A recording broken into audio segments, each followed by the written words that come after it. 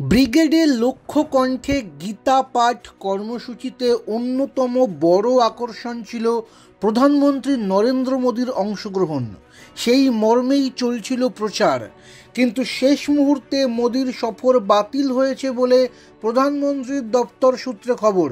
যদিও আয়োজক অখিল ভারতীয় সংস্কৃতি পরিষদের কর্তা থেকে সন্ন্যাসীরা বলছেন এখনও তারা এই বিষয়ে আনুষ্ঠানিকভাবে কিছু জানেন না, তবে ওই কর্মসূচি যেভাবে হওয়ার ঘোষণা ছিল তাই হবে।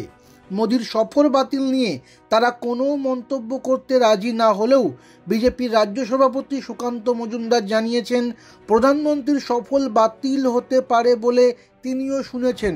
প্রসঙ্গত, সুকান্তের নেতৃত্বেই গীতা পাঠের আয়োজকরা মোদিকে আমন্ত্রণ জানাতে গিয়েছিলেন। মোদি আসবেন বলে ইতিমধ্যেই ব্রিগেডে মঞ্চ বাঁধার কাজ শুরু হয়ে গিয়েছে। মঙ্গলবার বিকেল পর্যন্তও সেই কাজ চলে, আর সন্ধে হতেই জানা যায় অন্য কোনো কর্মসূচি থাকার কারণে মোদি ওই দিন কলকাতায় আসছেন না। এরপরে আয়োজকদের মধ্যে হতাশা দেখা যায়, অনেকেই ফোন ধরছেন না। তবে আয়োজক সংগঠনের সহসভাপতি নির্গুণানন্দ ব্রহ্মচারী বলেন, আমাদের কাছে এখনও এই রকম কোনো খবর নেই, প্রধানমন্ত্রীর দপ্তর থেকে কোনো কিছু জানানো হয়নি। তবে আমাদের যেমন যা কর্মসূচি রয়েছে তেমনই হবে। লক্ষ মানুষের সমাগম হবে, গীতা পাঠ, নজরুল গীতি থেকে শঙ্খবাদন, কোনো কিছুই বাদ যাবে না।